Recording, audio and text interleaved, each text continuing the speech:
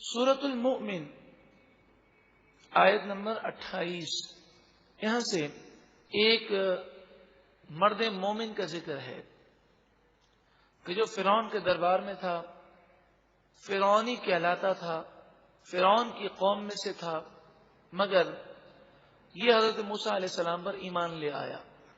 جب اس نے دیکھا کہ یہ لوگ بہت حد سے بڑھ گئے ہیں اور اب اگر انہیں نہ سمجھایا گیا تو اللہ تعالیٰ کا عذاب و غضب ان پر آنے والا ہے، تو اس مرد مومن نے، رجل مومن نے، اس مرد مجاہد نے بھرے دربار میں انہیں نصیحتیں کی اور انہیں سمجھانے کی کوششیں کی۔ ارشاد فرمایا وقال رجل مؤمن من آل فرعون، فرعون کی قوم میں سے جو مرد مومن تھا اس نے کہا یکتم ایمانہ، اس حال میں اس نے یہ بات کہی کہ وہ اپنے ایمان کو چھپاتا تھا، ابھی اس نے اپنے ایمان کو ظاہر نہیں کیا تھا۔ اس نے کہا اتقتلون رجلا، کیا تم اس مرد کو قتل کرو گے؟ جب فرعون نے یہ کہا کہ میں قتل کرنے کا ارادہ رکھتا ہوں، کیا تم اس مرد کو قتل کرو گے؟ ان یقول ربی اللہ، جو یہ کہتا ہے کہ میرا رب اللہ ہے، وقد جاءکم بالبینات من ربکم، اور بے شک وہ مرد صالح تمہارے پاس تمہارے رب کی طرف سے روشن نشانیاں لے کر آیا ہے، اس کے باوجود کیا تم اسے شہید کرنے کا ارادہ رکھتے ہو؟ وَإِن يَكُ كَاذِبًا، اور اگر بالفرض وہ جھوٹا ہے، تم یہ کہتے ہو کہ وہ جھوٹ بول رہے ہیں، فَعَلَيْهِ كَاذِبُهُ، تو ان کے جھوٹ کا وبال انہی پر ہوگا۔ مراد یہ ہے کہ جو شخص ایسی باتوں کے متعلق جھوٹ بولے، دنیا اس کا حشر دیکھتی ہے۔ تو اگر بالفرض تمہارا یہ کہنا ہے کہ انہوں نے جھوٹ کہا ہے، تو بالفرض ایسی بات اگر ہوگی تو تم انتظار کرو، تمہارے سامنے انجام آ جائے گا۔ اور اگر یہ سچے ہوئے، حالانکہ یہ روشن اور واضح دلائل لے کر آئے ہیں، تم ان کے دلائل پر غور نہیں کرتے، ایک لمحے کے لیے سوچو کہ اگر یہ جو کچھ کہہ رہے ہیں وہ سچ ہے، تو پھر تو تمہارا جو حشر ہوگا، ذرا اپنے حشر اور نشر کو سوچو۔ وَإِن يَكُ صَادِقًا، اور اگر وہ سچے ہوئے، يُصِبْكُمْ بَعْضُ الَّذِي يَعِدُكُمْ، تو جس عذاب کا وہ وعدہ تمہیں دیتے ہیں اس میں سے بعض عذاب تمہیں ضرور پہنچے گا۔ دنیا میں بھی کچھ عذاب پہنچ سکتا ہے، اور مرنے کے بعد تو تم تباہ و برباد ہو جاؤ گے۔ ان اللہ لا یہدی من ہوا مسرف کذاب، بے شک اللہ تعالی راستہ نہیں دکھاتا اس شخص کو کہ جو حد سے بڑھنے والا ہو اور پکا جھوٹا ہو۔ تو اگر یہ حد سے تجاوز کرنے والے ہیں یا جھوٹے ہیں تو یہ اپنے جھوٹ کو چھپا نہیں سکیں گے۔ اس طرح کر کے اس مرد مومن نے اس انداز میں انہیں تبلیغ کی تاکہ ان لوگوں کو شک نہ پڑے کہ یہ مومن ہے، اور مقصد یہ تھا کہ کسی طور پر ان کو یہ بات سمجھ میں آ جائے کہ ہم جو کر رہے ہیں غلط کر رہے ہیں۔ کسی طریقے سے وہ موسیٰ علیہ الصلوۃ والسلام کی باتوں پر غور کرنے کو تیار ہو جائیں، کیونکہ سب سے بڑی مصیبت یہ ہے کہ جب انسان ایک تصور قائم کر لیتا ہے تو اس کے خلاف وہ سننے کو تیار نہیں ہوتا۔ آج بھی کئی ایسے لوگ ہیں جو گناہوں بھری زندگی گزارتے ہیں، اور اب تو عالم یہ ہے کہ اگر آپ انہیں کوئی کیسٹ دیں اور اس پر عنوان پڑھ کر انہیں پتہ چل جائے کہ اس میں نماز نہ پڑھنے والوں کی سزاؤں کا بیان ہے، تو یہ کیسٹ بعض لوگ واپس کر دیتے ہیں اور کہتے ہیں کہ بھائی ہم اسے نہیں سنیں گے کیونکہ ہم نماز نہیں پڑھتے۔ یعنی نماز نہیں پڑھتے تو اس کے نقصانات سننے کو بھی تیار نہیں ہے۔ جب انسان کسی چیز کو سننے کو ہی تیار نہیں ہے تو اسے ہدایت کہاں سے نصیب ہو؟ اور پھر ایک لاجک، ایک کانسیپٹ شیطان نے ان کا یہ بنا دیا کہ اگر سن لیں گے اور پھر نماز نہیں پڑھیں گے تو گناہ ہوگا. یعنی وہ یہ سمجھتے ہیں کہ اگر ابھی ہم نماز نہیں پڑھتے تو کوئی گناہ نہیں ہے، لیکن کیسٹ سننے کے بعد نماز نہیں پڑھیں گے تو گناہ ہوگا. حالانکہ نماز تو فرض ہے، ہر حال میں چھوڑنے کا گناہ ہے، بلکہ لا علمی تو کوئی عذر ہی نہیں. رسول اللہ صلی اللہ علیہ وآلہ وسلم نے ارشاد فرمایا طلب العلم فریضۃ علی کل مسلم، ہر مسلمان مرد و عورت پر علم حاصل کرنا فرض ہے. اگر یہ علم دین حاصل نہیں کریں گے تو ڈبل گناہ ہے. ایک تو علم دین حاصل نہ کرنا اور معلومات حاصل نہ کرنے کا گناہ، اور دوسرا گناہ عمل نہ کرنے کا ہے.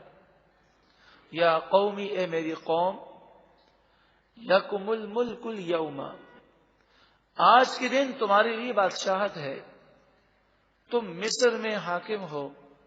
ظاہرین فی الارض، زمین میں غلبہ رکھنے والے ہو، لیکن ایک دن اللہ کا عذاب آئے گا.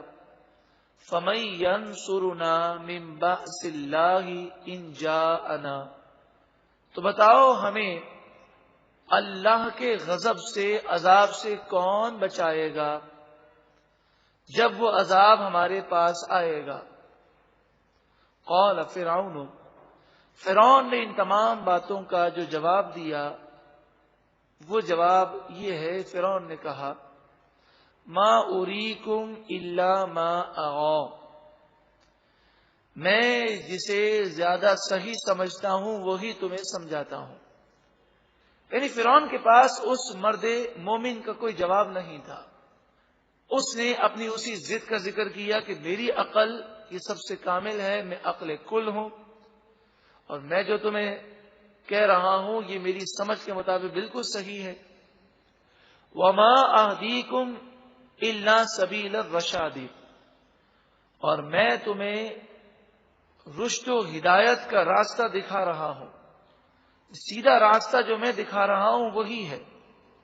وقال الذی آمن، تو کہا اس شخص نے جو ایمان لایا، یعنی مرد مومن، وہ کہنے لگا یا قومی، اے میری قوم، انی اخاف علیکم مثل یوم الاحزاب، میں خوف کرتا ہوں تم لوگوں پر اس دن کے مثل دن سے جو یوم الاحزاب ہے. یعنی کئی گروہوں پر، احزاب کے معنی گروپس، کئی گروہوں پر، کئی قوموں پر جو دن آیا اس کی مثل تم پر بھی آنے کا میں خوف کرتا ہوں. یعنی میں یہ خوف کرتا ہوں کہ تم پر بھی وہ برا دن آ جائے کہ تم ہلاک ہو جاؤ. مثل دأب قوم نوح وعاد وثمود، جیسے نوح علیہ السلام کی قوم، قوم عاد اور قوم ثمود کی بربادی، ایسی بربادی تمہارا مقدر نہ بن جائے، اس کا مجھے خوف ہے.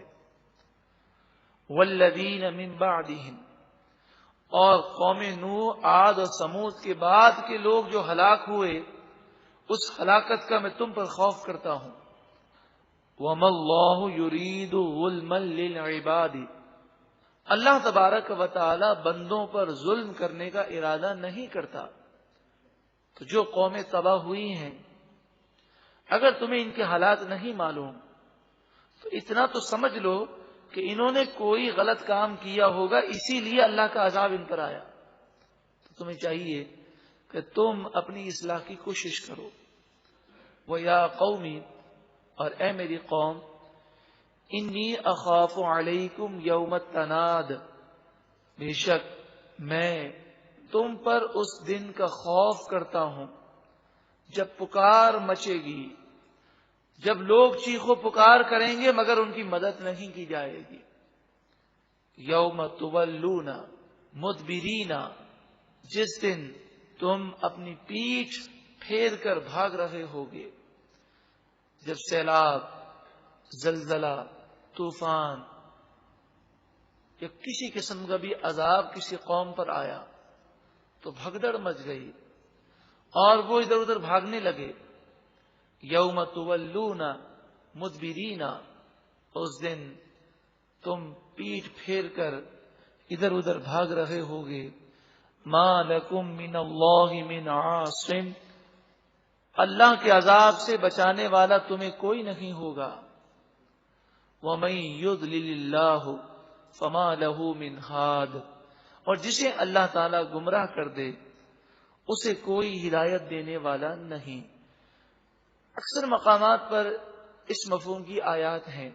ہمیشہ کے لیے یہ بات یاد رکھ لیں کہ اس سے مراد یہ ہوتی ہے کہ جب انسان کسی کو نصیحت کرے اور وہ نصیحت سننے کو تیار نہ ہو، وہ عمل کرنے کو تیار ہی نہ ہو، تو اس کے قوی امکانات ہیں کہ گناہ کر کر کے اس نے اپنے رب کو ناراض کر دیا ہے.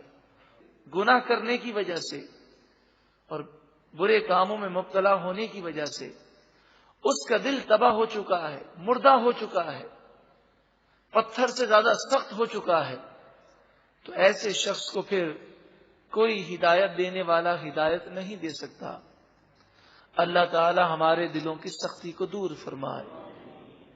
ایک کان سے سنے اور دوسرے کان سے نکال دیں، اس سے اللہ تعالی ہمیں محفوظ فرمائے. ایسا کرم ہو کہ جو اچھی بات سنے ہمارا دل اسے قبول کر لے اور ہم اس پر عمل کرنے کے لیے کاربند ہو جائیں. وَلَقَدْ جَاءَكُمْ يُوسُفُ مِنْ قَبْلُ بِالْبَيِّنَاتِ، اور بے شک حضرت یوسف علیہ السلام حضرت موسیٰ علیہ السلام سے پہلے تمہارے پاس روشن نشانیاں لے کر آئے. کیونکہ مصر میں حضرت یوسف علیہ السلام کی حکومت رہی. آپ نے کسی کو زبردستی مسلمان نہیں کیا. بہت بڑی تعداد مسلمان ہوئی، لیکن ایک تعداد ایسی بھی رکھی جو حضرت یوسف علیہ السلام کے ملک میں رہنے کے باوجود وہ ایمان نہیں لائی. آپ ملک کے بادشاہ تھے، لیکن ایمان کا جہاں تک تعلق ہے وہ دلی تصدیق کا نام ہے. تو ان لوگوں نے دل سے تصدیق نہ کی جو مصر کے بعد رہنے والے تھے. اور اب جو فرعون کو ماننے والے ہیں وہ انہی کی نسل سے ہیں. فما زلتم فی شک مما جاءکم بہ، جس چیز کو لے کر حضرت موسیٰ علیہ السلام آئے ہیں اسی چیز کو لے کر حضرت یوسف علیہ السلام بھی آئے. جس چیز کو لے کر حضرت یوسف علیہ السلام آئے تم ہمیشہ اس میں شک میں رہے اور تم نے یقین نہیں کیا. حتی اذا ہلک قلتم لن یبعث اللہ من بعدہ رسولا، حضرت یوسف علیہ السلام کے جانے کے بعد تم نے اپنا یہ عقیدہ بنا لیا اور تم نے کہا کہ اب ان کے بعد اللہ تعالی کسی رسول کو نہیں بھیجے گا. تو تم یہ جو کہتے ہو کہ موسیٰ علیہ السلام اب رسول کیسے بن گئے، کیونکہ قدیم زمانے سے ان کے ذہنوں میں یہ بات بیٹھی ہوئی تھی کہ اب مصر میں کبھی بھی کوئی رسول نہیں آئے گا. تو بھائی یہ تمہاری اپنی من گھڑت باتیں ہیں. کذالک، اسی طرح یضل اللہ من ہوا مسرف مرتاب، اسی طرح اللہ تعالیٰ گمراہ فرما دیتا ہے اس شخص کو جو مسرف ہے، حد سے بڑھنے والا ہے، مرتاب ہے، جو شک میں مبتلا ہونے والا ہے. اس کے لیے تباہی ہے.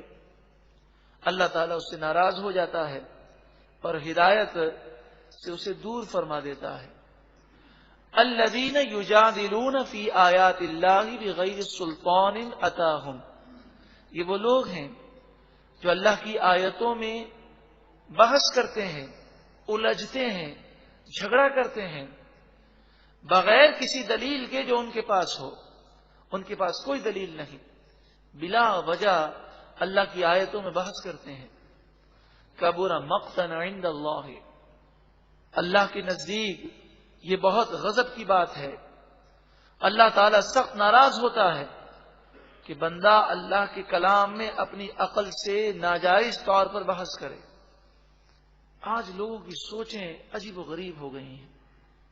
قرآن پڑھتے ہیں اور قرآن کی تشریح وہ بیان کرتے ہیں جو تشریح احادیث طیبہ اور صحابہ کرام کے اقوال کے خلاف ہے. انہوں نے اپنی عقل کو عقل قل سمجھا ہے اور قرآن مجید فرقان حمید تو فرماتا ہے وَيُعَلِّمُهُمُ الْكِتَابَ، یہ قرآن رسول اللہ سکھاتے ہیں صحابہ کرام کو، لیکن انہیں رسول اللہ کی احادیث سے اور صحابہ کرام کے اقوال سے نور حاصل کرنے کی کوئی ضرورت محسوس نہیں ہوتی، من مانی تفسیر کرتے ہیں۔ مثلا نعوذ باللہ من ذالک، اس طرح بھی کہا جاتا ہے کہ اسلام نے جو عورتوں کو یہ حکم دیا کہ وہ گھر سے باہر نکلیں اور اپنے چہرے کو ڈھانپ کر نکلیں، یہ اس لیے تھا تاکہ وہ ستائی نہ جائیں، تاکہ جن کے دل خراب ہیں وہ عورتوں کو تنگ نہ کریں۔ پھر آگے بڑی عجیب و غریب بات کہتے ہیں، اب چونکہ ہمارے معاشرے میں خصوصاً یورپی ماحول میں جو عورت پردہ کر کے نکلتی ہے اس کے ساتھ تعصب بڑھتا جاتا ہے، لہذا عورتوں کو چاہیے کہ برقع نہ پہنیں، کیونکہ قرآن نے کہا کہ اس لیے پردے کا حکم ہے کہ ستائی نہ جائیں، لہذا پردہ کر کے ستائی جاتی ہیں، لہذا اب ہمیں پردہ نہیں کرنا چاہیے۔ یعنی کیسی عجیب و غریب سوچ ہے۔ انسان اگر بے حیا ہو، بے شرم ہو تو کہہ دے کہ میں بے حیا ہوں، مگر کتنے افسوس کی بات ہے کہ ایک تو بے شرمی کرنی ہے، ایک تو اللہ اور اس کے رسول کے حکم کا انکار کرنا ہے، اور پھر قرآن مجید فرقان حمید ہی کے ذریعے مس گائیڈ کر کے ایک حرام چیز کو جائز قرار دینا ہے، یا ایک جو چیز جائز ہے یا فرض ہے یا واجب ہے اس کا انکار کرنا ہے۔ یہ بہت بڑا ایک نقصان ہے۔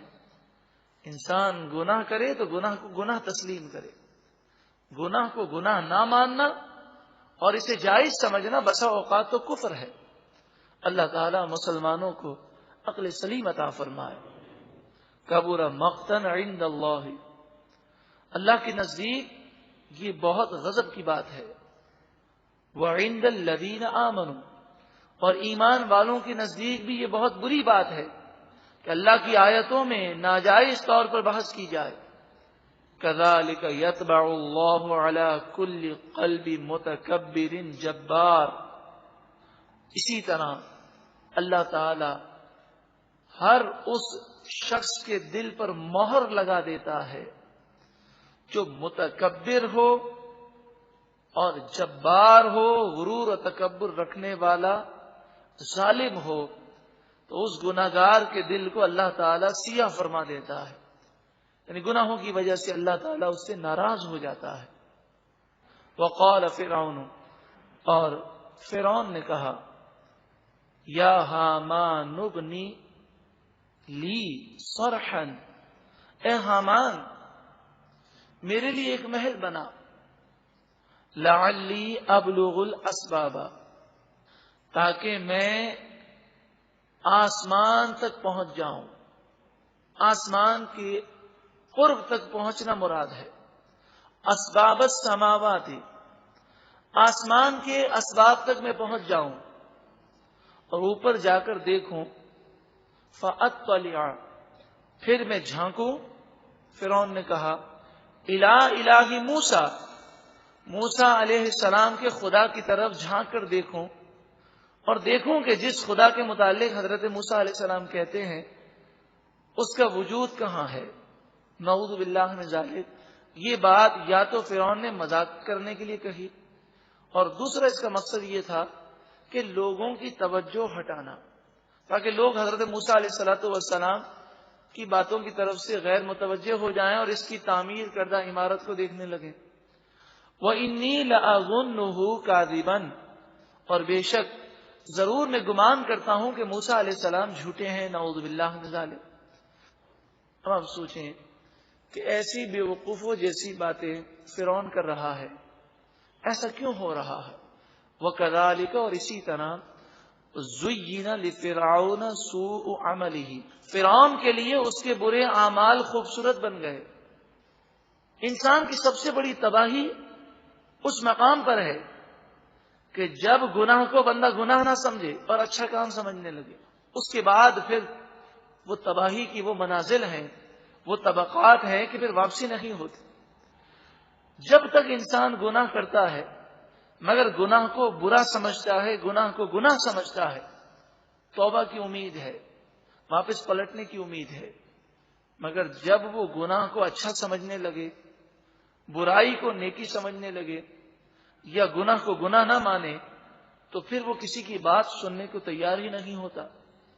وَصُدَّ عَنِ السَّبِيلِ، اور فرعون کو سیدھے راستے سے روک دیا گیا، ان گناہوں کی لذتوں نے اسے روک دیا۔ وَمَا كَيْدُ فِرْعَوْنَ إِلَّا فِي تَبَابٍ، فرعون کے تمام مکر و فریب وہ تباہی میں ہیں، وہ خود اپنے آپ کو تباہ کر رہا ہے۔ اس رکوع میں اس بات کا درس آخر میں دیا گیا کہ انسان گناہ کرتے کرتے گناہوں کا ایسا عادی ہو جاتا ہے کہ گناہ اسے اچھے لگنے لگتے ہیں۔ اللہ تعالی اس اسٹیج سے ہم مسلمانوں کو محفوظ فرمائے۔ یہ درجہ آنے سے پہلے پہلے، یہ طبقہ آنے سے پہلے پہلے، اور سوچ کے اس بگاڑ سے پہلے پہلے اللہ تعالیٰ توبہ کی توفیق عطا فرمائے۔